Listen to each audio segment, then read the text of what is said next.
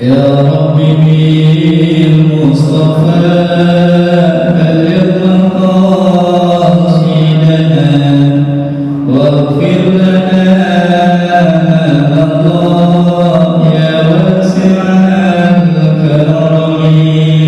يا رب بالمصطفى بلغ مقاصدنا واغفر لنا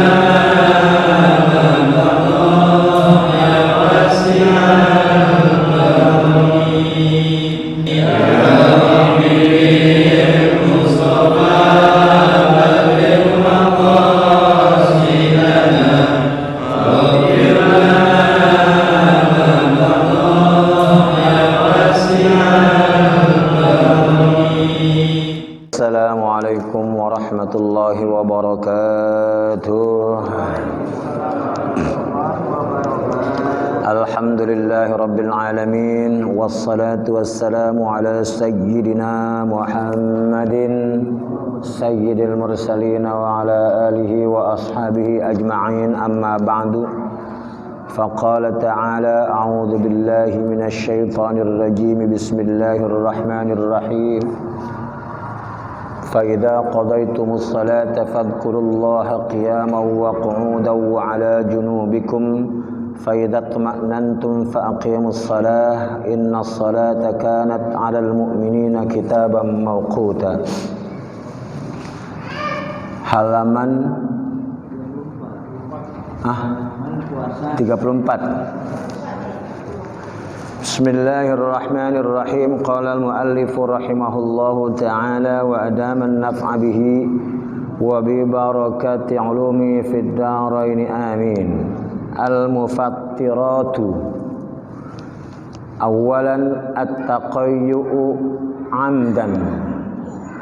Thaniyan wusulu 'ainin ila al-jawfi min ahadil manafidhi. Warriddatu wal haidu wan nifasu wal jima'u wal istimna'u. Mufattirat artinya hal-hal yang dapat membatalkan puasa, yang membatalkan puasa.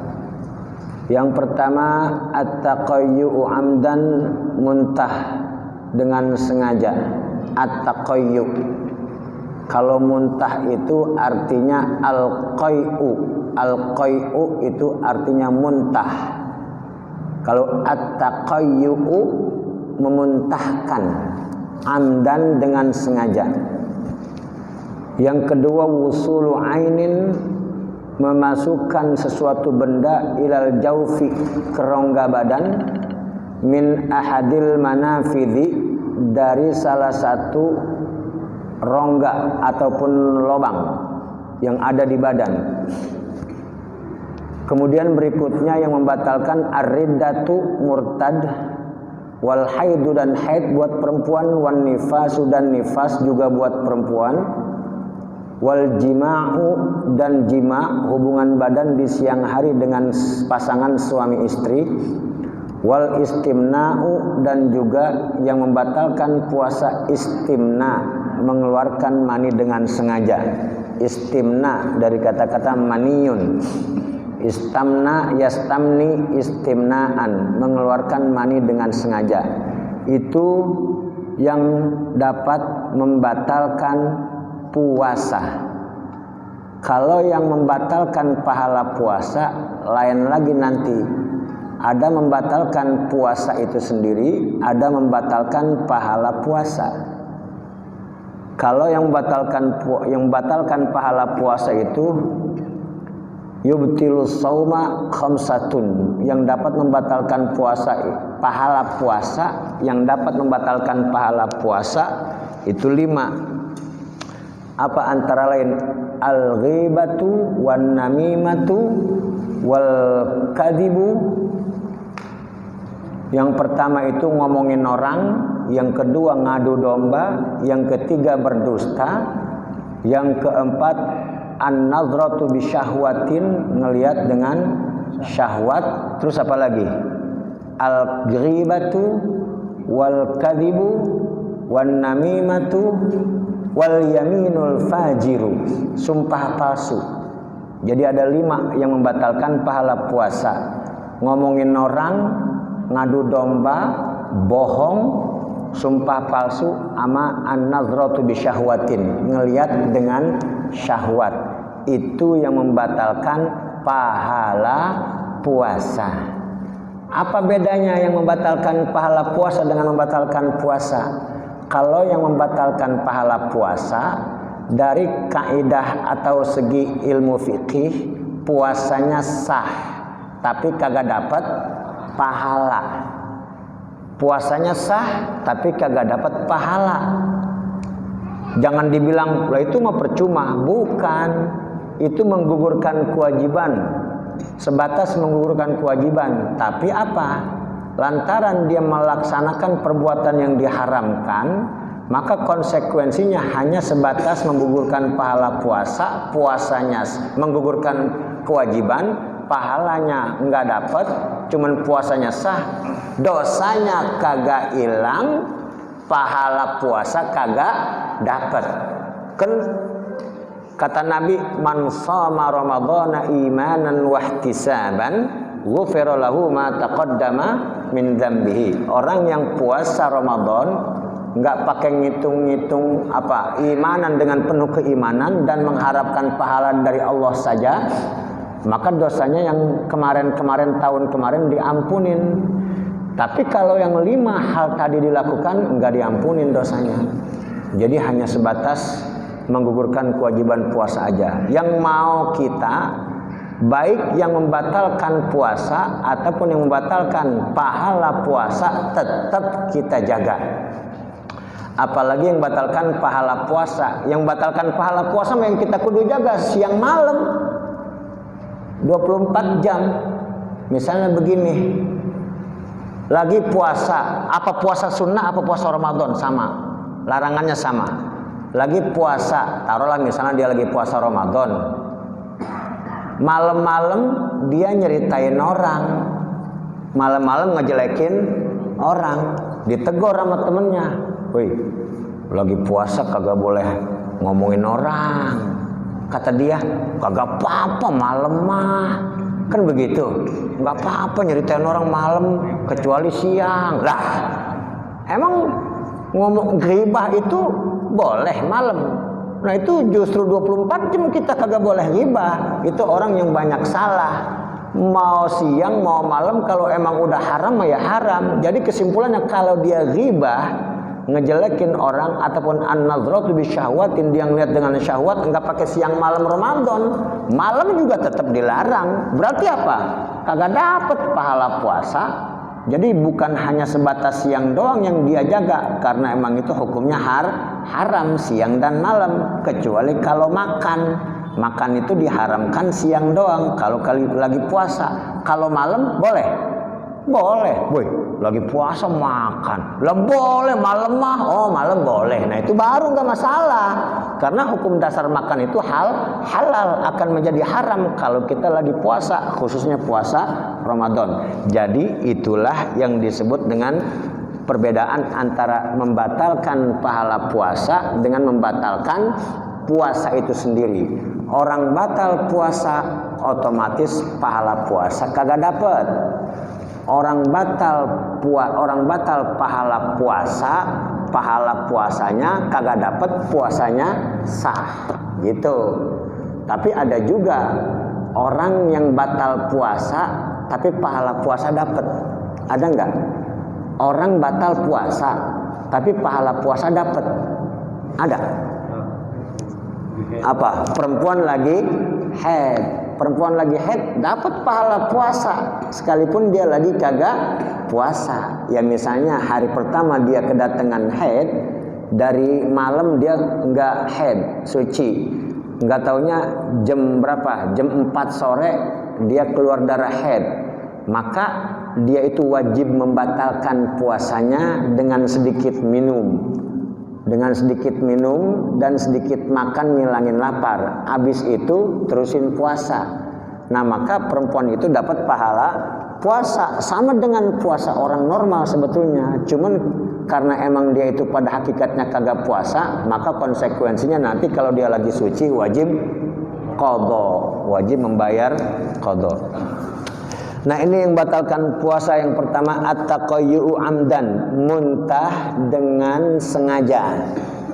Banyak orang yang kagak ngerti tentang maksud muntah dengan sengaja. Jadi muntah dengan sengaja itu kalau bahasa kita disengajain muntah. Disengajain muntah. Berarti kalau muntah sengaja batal. Muntah kagak sengaja kagak batal. Muntah kagak sengaja kagak batal. Nah, emang ada orang muntah dengan sengaja? Ada orang muntah dengan sengaja. Dulu emang kita belajar muntah dengan sengaja, contohnya bagaimana? Diogrok-ogrok lak-lakannya. Lak-lakannya. Lah jangankan dia muntah, belum muntah udah batal. Lah diogrok-ogrok. Kan namanya memasukkan sesuatu. Itu aja udah batal. Belum muntah udah batal. Nah, itu jadi muntah dengan sengaja, kalau kata saya yang lebih pas lagi begini. Ibu-ibu lagi ngidam. Tok-oek-oek mulu. Kan orang ngidam tok-oek-oek ya. Oek-oek. Dia lagi puasa. Boleh orang ngidam puasa? Boleh nggak? Boleh. Tapi dia lagi oek-oek. Nah, terus dia pencet nih. Apa nanya nih? Apa tengkuknya? Biar ngapa? Biar ngapa? Biar muntah. Biar keluar muntah. Minta tolong pencetin nama lakinya atau minta tolong pencetin nama anaknya. Biar keluar muntah. Keluar muntah. Nah, itu batal nggak puasanya? Batal nggak? Batal nggak? Batal. Emang apa? Muntahnya disengajain. Muntah disengaja muntah. Akhirnya keluar, batal. Namanya sengaja muntah. Tapi kalau kagak muntah, udah digini-gini, kagak muntah, batal nggak? Kagak batal. Kenapa? Karena kagak muntah. Gitu. Kalau diogrok-ogrok, jangankan muntah, ngogroknya aja udah batal. Diogrok gitu pakai pensil, sampai kelak-kelakannya. Emang ada orang? Ya itu juga udah belum muntah aja udah batal karena memasukkan sesuatu ke dalam rumah itu udah batal.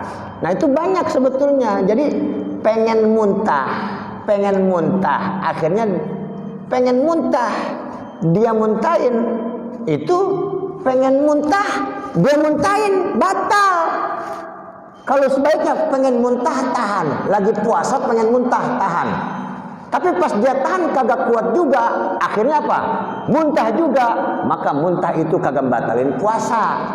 Itu yang disebut dengan at-taqayyu amdan, sengaja muntah. Ya pokoknya lagi masuk angin, puasa masuk angin, dia lagi puasa masuk angin, udah pengen, dia muntahin, sengaja dia pengen muntahin, kemudian akhirnya muntah, udah batal. Jadi kesimpulannya, muntah dia sengaja batal, muntah kagak sengaja kagak batal. Kita lagi apa? Kita lagi puasa, kagak sadar karena kita sakit atau alergi sama bebauan. Pas kita dengar kita cium bebauan yang kagak enak, langsung muntah. Kita lagi puasa, langsung muntah dengar bebauan. Batal nggak puasa kita? Batal nggak? Kagak. Kenapa? Muntahnya nggak sengaja. Muntahnya nggak sengaja. Itu yang disebut dengan muntah dengan sengaja. Jadi bahasa muntah dengan sengaja itu emang dari Nabi kita, kalau kita lagi puasa mengeluarkan sesuatu dari rongga perut itu dengan sengaja. Tapi kalau kagak sengaja kagak batal. Jangan takut puasa kita kagak batal kalau kita muntah dalam kondisi kurang sehat atau masuk angin. Karena tiba-tiba kita muntah. Itu yang pertama, yang membatalkan puasa kita. Maka otomatis udah puasanya batal. Yang berikutnya, memasukkan sesuatu benda ke rongga dari salah satu lubang. Dari salah satu lubang. Memasukkan, bukan kemasukan. memasukkan sesuatu benda ke dalam rongga yang ada di badan. Rongga yang ada di badan itu, rongga yang ada di badan kita, yang kalau kita masukkan sesuatu itu bisa batal puasa kita, maka dapat membatalkan. Ada berapa rongga kita? Rongga yang ada di kita. Rongga di kepala ada 3. Mulut, hidung, sama kuping. Mulut, hidung, sama kuping. Yang di bawah ada 2. Kubul dan dubur. Jadi itulah yang disebut dengan al-manafid. Lobang-lobang yang ada di badan kita, lobang normal. Lobang normal. Artinya lobang normal bisa keluar, bisa masuk. Bisa keluar, bisa masuk. Lobang kuping, lobang hidung, lobang mulut. Lobang kubul dan lobang dubur. Itu rongga normal. Jadi kalau kita lagi puasa sengaja memasukkan sesuatu itu ke dalam rongga 5 tadi, maka puasa kita batal. Rongga normal. Ada lagi rongga bukan normal. Ada nggak rongga nggak normal? Ya, rongga normal itu rongga apa? Rongga pori-pori. Rongga pori-pori. Bisa masukin, nggak bisa? Bisa kita masukin, nggak bisa keluarin. Tapi kalau rongga mulut kita bisa masukin, bisa keluarin. Begitu juga kuping, bisa semuanya. Kita bisa masukin, kita juga bisa keluarin. Tapi kalau rongga pori-pori, enggak. Jadi kalau ada orang puasa siang hari nyuntik, dia itu puasanya kagak batal. Sekalipun sebaiknya nyuntiknya kapan? Malam. Karena ada yang mengatakan puasa lagi puasa nyuntik sekalipun kagak batal, hukumnya makruh. Nah itu jadi rongga-rongga itu yang 5, di kepala 3, di bawah 2, dan itu bisa membatalkan puasa kita kalau kita masukin dengan sengaja. Udah. Ini kita biar jelas banget ini Maya, biar jelas. Rongga ada berapa tadi? 5. Nah rongga 5 tadi itu dibagi 2. Siapa yang tahu? Rongga yang 5 tadi itu dibagi 2 lagi. Apa?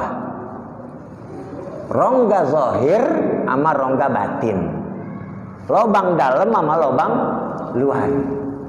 Rongga dalam sama rongga luar. Ini rongga 5 nih. Apa kuping, apa mulut, apa hidung, apa kubul, apa dubur, itu terbagi 2. Zahir dan batin. Rongga dalam sama rongga luar. Apa yang dimaksud dengan rongga luar? Rongga luar itu kalau kita komunikasi 4 mata itu kelihatan dari luar lobongannya. Misalnya Bapak kongko dengan saya, lobang hidung saya kelihatan nggak? Hah?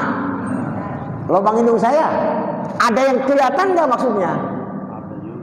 Misal lagi dangak nih, lagi dangak. Kelihatan nggak lubang hidung saya? Nah yang kelihatan itu namanya rongga luar. Yang kelihatan itu namanya rongga luar. Ada nggak rongga yang kagak kelihatan? Ada. Berarti namanya rongga dalam. Ini dah saya mangap. Ini saya lagi ngomong. Dalam mulut saya kelihatan nggak? Kita kalau kongkok nih 4 mata, dalam mulut kita kelihatan nggak? Apa yang kelihatan? Apa aja misalnya? Gigi, lidah. Nah itu jadi sebatas gigi, lidah. Gigi dan lidah itu adanya di dalam mulut. Adanya di dalam mulut. Tapi ketika kita buka, maka gigi dan lidah itu kelihatan. Maka gigi dan lidah itu termasuk bagian yang ada di rongga luar. Selebihnya yang kagak kelihatan itu namanya rongga dalam. Apa aja rongga dalam? Nih, lak-lakan, kerongkongan. Nah itu kita implem juga, dia lagi mangap, kagak kelihatan dalamnya. Nah berarti ketika kagak kelihatan dalamnya itu namanya rongga luar. Jadi yang batal puasa kita itu apa? Rongga ini kagak kelihatan rongga dalam, yang kelihatan rongga luar. Jadi kalau kita lagi puasa memasukkan sesuatu ke dalam rongga, yang batal ke rongga luar apa ke rongga dalam? Rongga dalam. Ini jari. Kita lagi puasa siang.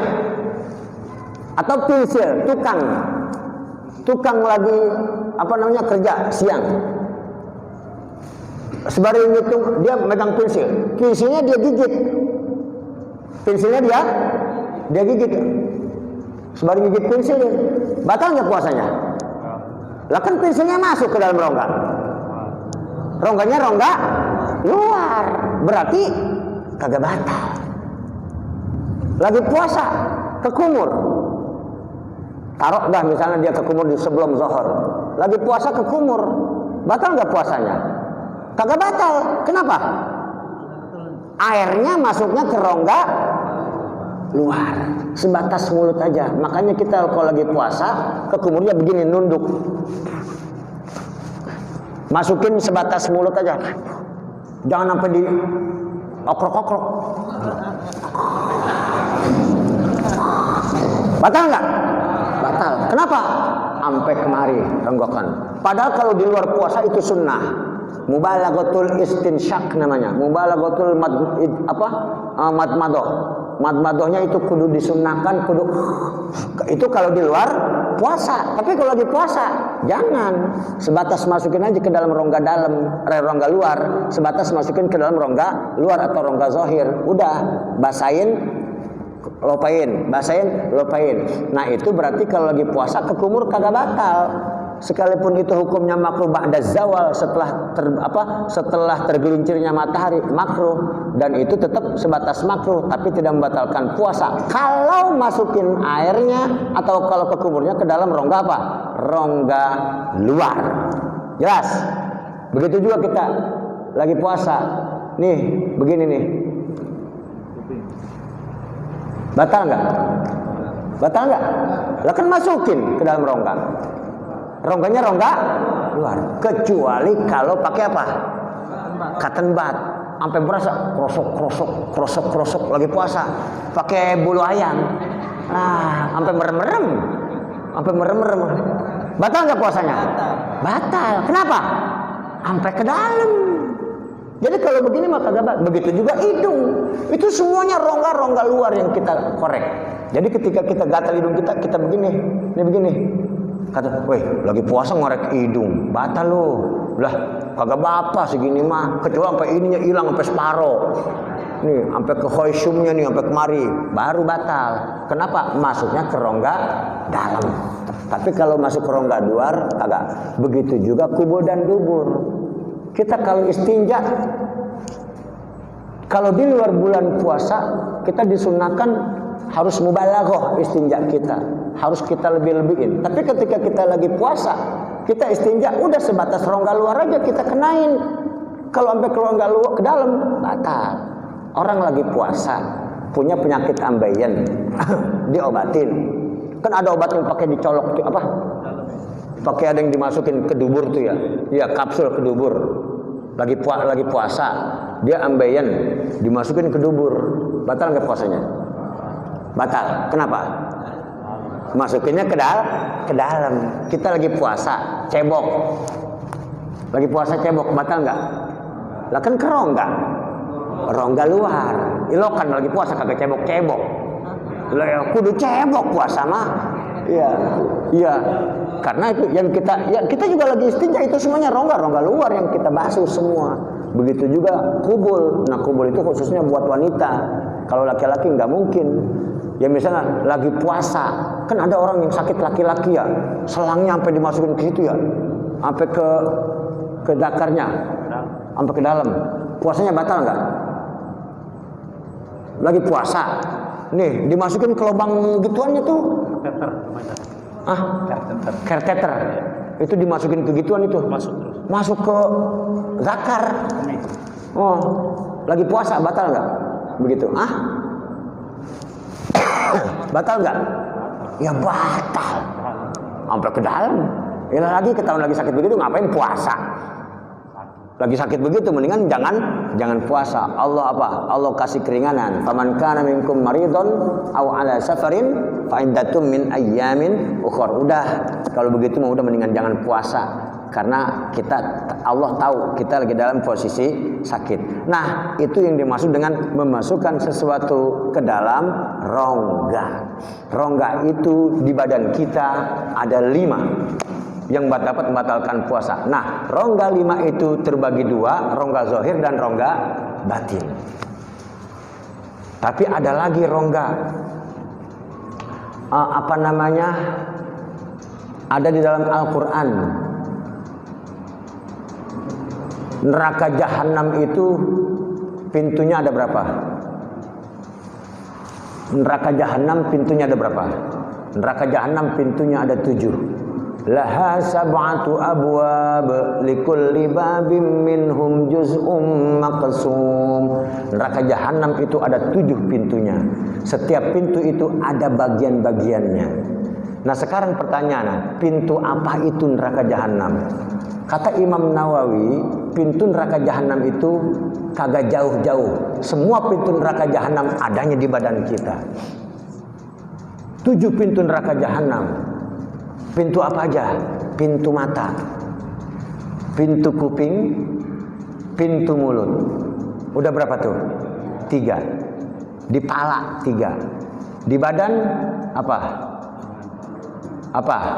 Ada lagi pintu apa? Di badan ada 2. Pintu tangan sama pintu apa? Pintu perut. Udah berapa tuh?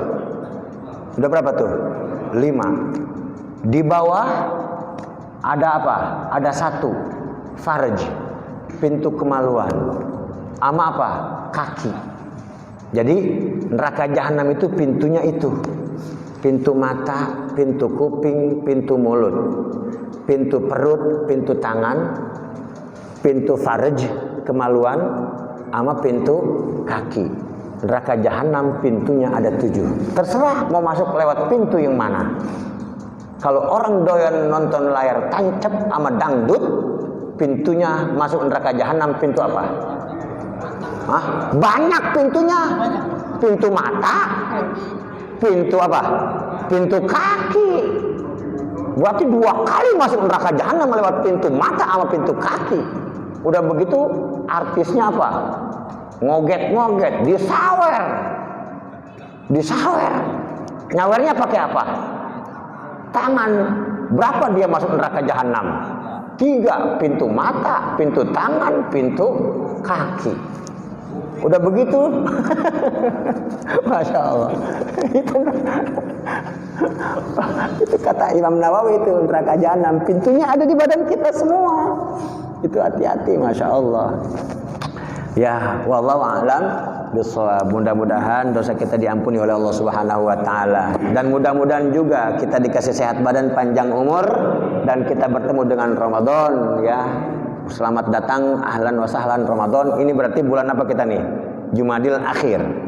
Akhir Jumadil akhir, Rajab, Sya'ban. Berarti udah tinggal kira-kira 2 bulan lagi. Bergembiralah kita dikasih sehat badan, panjang umur, bertemu dengan Ramadan. Jangan, wah udah puasa lagi. Ya, udah puasa lagi. Ya, mendingan jangan jadi orang Islam ngomong puasa. Ya, puasa lagi ya, puasa lagi mah. Masya Allah. Itu justru Allah sayang sama kita dikasih bulan Ramadan, melebur dosa-dosa kita setahun itu sebetulnya.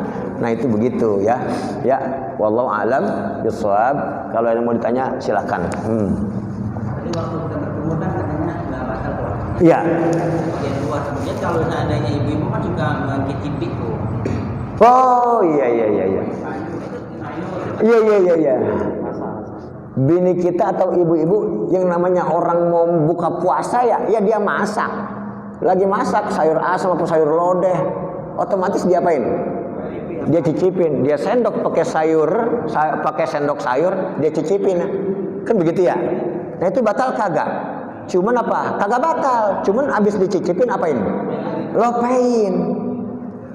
Cuman yang kasihan yang mati rasa, sampai 2 sendok dia kagak bisa. Masih kurang. Batal nggak itu? Batal sampai 2 sendok. Nah iya sih.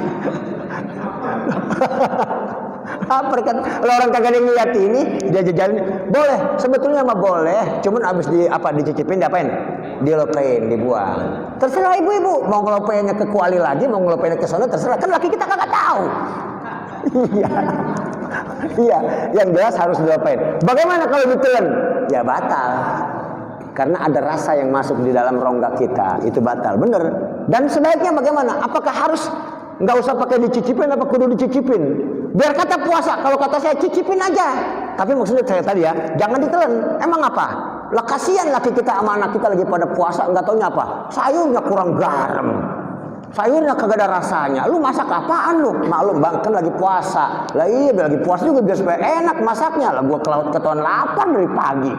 Sekalinya makan kagak enak. Nah itu begitu. Jadi udah nggak apa-apa, cobain aja. Cuman jangan kebangetan banyak kayak tadi. Lu sampai 2 sendok masih. Nah, namanya enak juga buatan gue ya. Ya udah. Kenyang dia. Iya, Masya Allah. Ya nggak apa-apa. Iya, dengan catatan jangan apa? Jangan ditelan, harus dilopain. Iya. Oke? Iya. Mengenai batas waktu imsakiyah itu kapan? Oh iya, imsakiyah. Ya sebetulnya kita nggak usah salahin orang-orang Indonesia menyatakan bahwa waktu imsak telah tiba. Nggak usah itu kan namanya istilah aja. Jadi imsak ya imsak. Ini buat kita Indonesia. Misalnya, kalau di Arab Saudi kagak ada, di mana-mana kagak ada waktu imsak. Nah, ini nggak apa-apa. Imsak itu artinya nahan.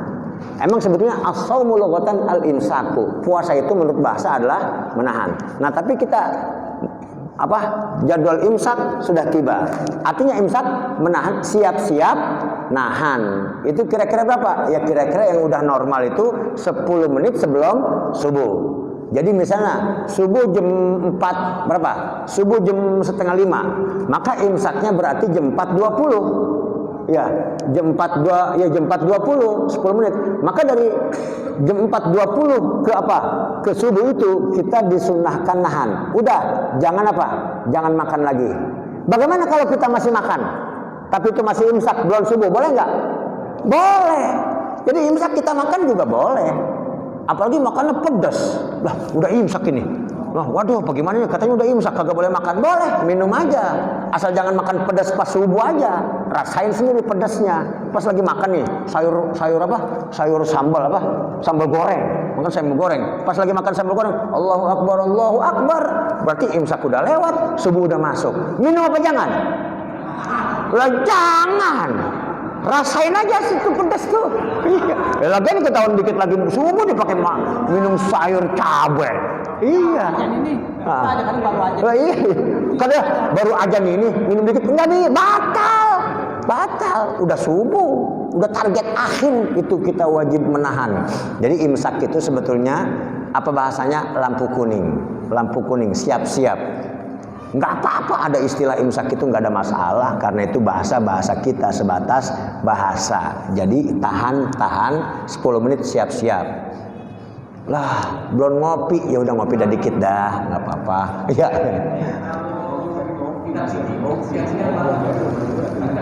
Sikat gigi. Kalau saya bilang lagi ya sikat gigi itu jangankan siang, dari mulai subuh udah mendingan jangan sikat gigi. Iya, sikat gigi ini otomatis pakai odol ya. Jangan kita bilang siwak sama dengan sikat gigi, beda. Jadi siwak ya siwak, sikat gigi. Siwak itu disunahkan memang. Tapi ketika bulan Ramadan disunahkan sebelum zawal, dari subuh sampai sebelum zuhur, sunnah. Tapi kalau setelah zuhur kita bersiwak makruh. Tapi apa? Tapi jangan disamakan dengan sikat gigi. Sikat gigi kan apa? Sikat sama apa?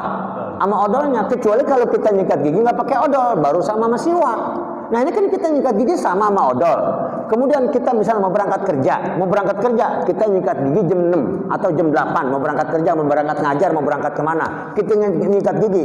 Hindari nyikat gigi pagi-pagi, dari jam 7 sampai terus, hindari. Kenapa? Itu dikhawatirkan apa? Bukan hanya aroma odolnya yang masuk, tapi apa? Rasa odolnya masuk. Masuknya kemana? Sekalipun kagak ketelan, masuknya ke rongga apa? Ke rongga batin, ke rongga dalam. Udah, itu bisa batal. Apalagi setelah itu kita apa? Nelen ludah. Nah kita telan ludah, berarti bukan hanya ludah kita doang yang kita telan, tapi ludah kita amat campur apa? Odol.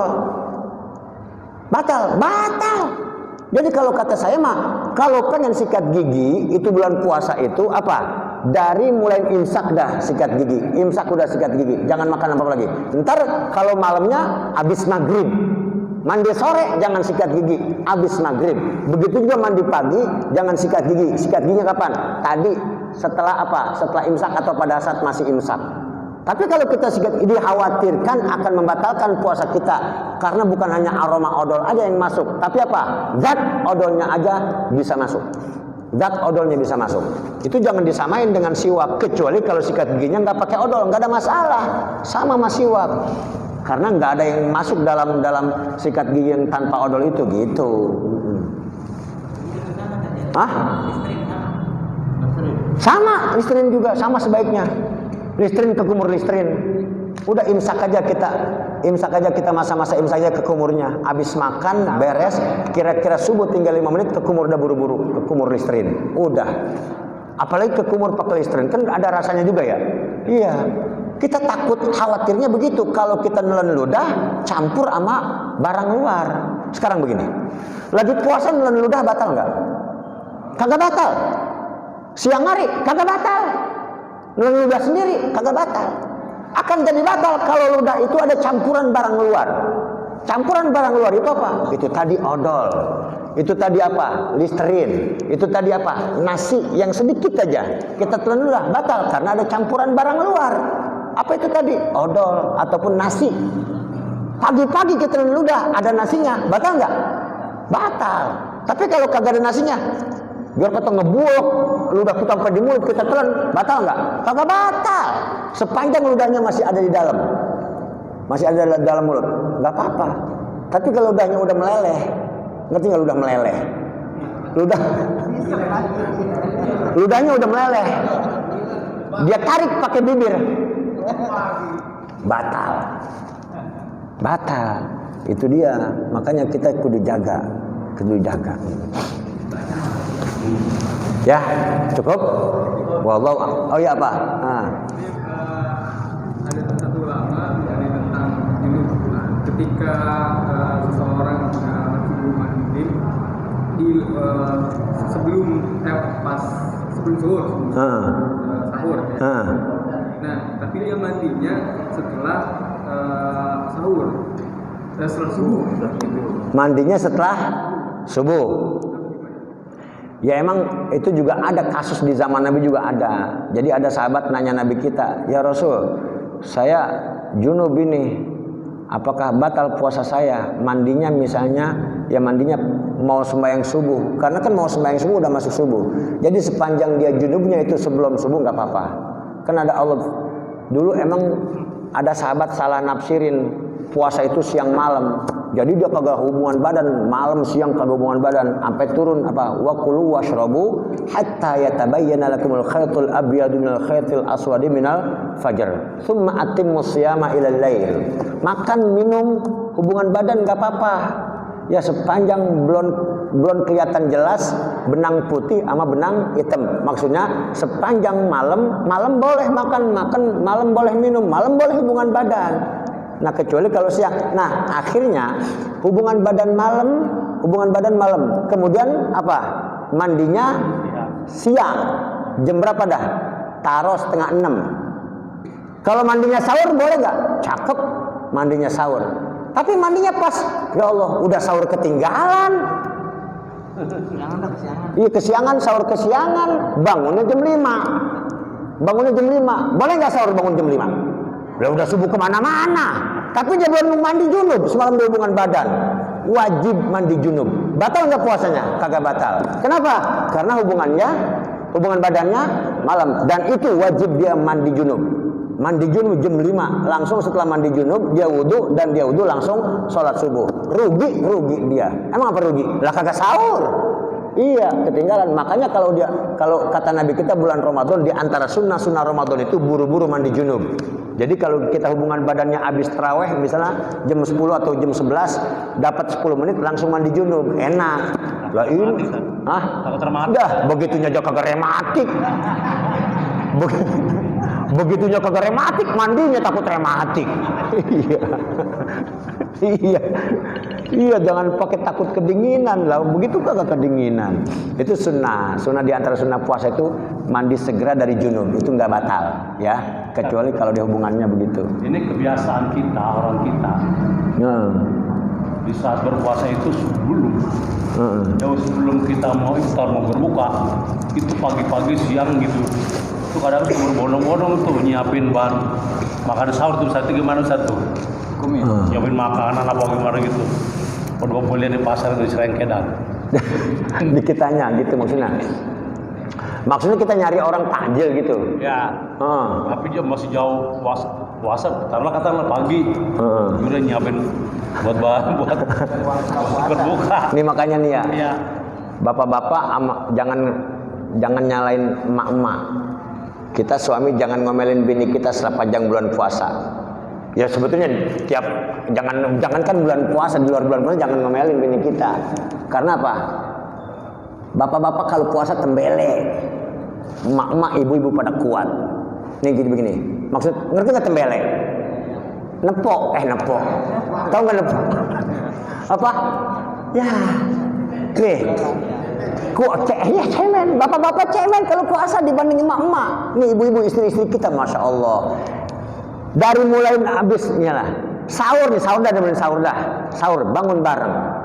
Taruh dia bangun sahur. Nah terus nyiapin makanan siapa ya sahur? Bini kita. Iya, taruh makanan udah siap, diangetin bini kita. Lah kita mah ngorok aja. Ntar makanan udah siap, bangun, tinggal makan doang. Udah, habis sahur, taruh kita sembahyang subuh. Bini kita mah beberes. Kita habis sembahyang subuh, ngorok. Bini kita kemana? Nyuci piring apa? Nyapu, belanja lagi. Belanja ke pasar. Lah pagi-pagi belanja. Lah bapak-bapak kagak tahu urusan. Lah bini kita belanja pagi-pagi, dia kagak tidur. Belanja apa? Buat ntar buka. Emang apa ntar belanjanya kalau misalnya siang? Lah kehabisan. Udah itu siap. Baru dah tuh. Dia ngasoknya tuh jam segitu habis dia belanja. Nanti habis zuhur siap-siap masak lagi. Lah bapak-bapak mau ngapain? Ngorok lagi. Kalau dia kagak ngorok paling dia jalan ayab-ayaban, dia ngebrek, ngabuburit. Ngabuburit apa urusannya lagi puasa? Ngilangin pahala puasa aja. Bapak-bapak ngabuburit, emaknya sama bininya mah masak di rumah. Masya Allah, itu dia tuh. Makanya jangan dimarah-marahin bini kita mah, capek dia. Capek, bener-bener capek tuh bini kita. Gitu. Jadi bagaimana? Kalau perempuan gak ada masalah, dia serengke dan dia bawaan belanja. Kenapa? Karena dia buat keluarga, buat laki, buat anaknya. Lah ini makan masya Allah. Udah, laki mah tinggal terima beres. Udah jangan ikut-ikut belanja. Ini pada ngabuburit, belanja ke sono, belanja kemari. Ya emang juga kagak salah. Makanya orang puasa itu laparnya itu biar supaya sama orang miskin yang emang kagak makan-makan. Orang miskin, orang lapar itu dia makan hanya sebatas yang dia ketemu doang. Siang lapar, malam lapar. Dia mah kita masya Allah. Iya siang doang lapar, malam dendam, kolok, seketel, semangkok, belum apa lagi itu kolak ubi, belum lagi kolang kaling, baru sebatas buka doang itu iya rujak Bogor sama es. Lah makannya kapan bang? Ntar habis sholat maghrib. Lah itu tadi segitu bukan makan kata dia, makannya ntar habis maghrib. Ya bagaimana mau dapat pahala puasa? Habis puasa mereka orang dendam. Terawih begini duduknya. Lo nggak wah punya ya udah dah. Iya saking kagak kuat berdiri terawih itu masya Allah. Ya jangan kita salahin kalau ibu-ibu itu belanjaan nggak apa-apa karena emang dia buat apa? Buat laki dan buat anak itu nggak ada masalah. Jelas? Ya subhanakallahumma wa bihamdika asyhadu an la ilaha illa anta astaghfiruka wa atubu ilaik. Sekali lagi mudah-mudahan kita dikasih selamat aman oleh Allah Subhanahu wa taala, sehat badan, panjang umur untuk bertemu dengan Ramadan lagi. Amin ya rabbal alamin. Al-Fatihah. أعوذ بالله من الشيطان الرجيم بسم الله الرحمن الرحيم الحمد لله رب العالمين الرحمن الرحيم مالك يوم الدين إياك نعبد وإياك نستعين اهدنا الصراط المستقيم صراط الذين أنعمت عليهم غير المغضوب عليهم ولا الضالين وصلى الله على سيدنا محمد وعلى آله وصحبه وسلم والحمد لله رب العالمين. يا رب بالمصطفى بلغ مقاصدنا واغفر لنا ما مضى